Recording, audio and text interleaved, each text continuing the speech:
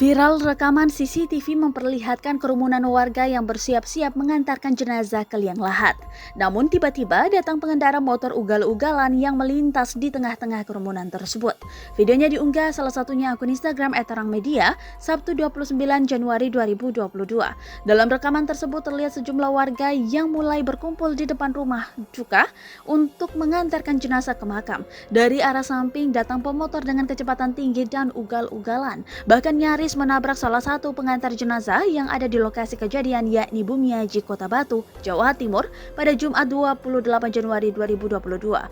Warga pun geram dan nyaris mengejar pemuda tersebut. Tak hanya itu, warganet juga ikut kesal atas aksi yang dilakukan oleh si pemuda.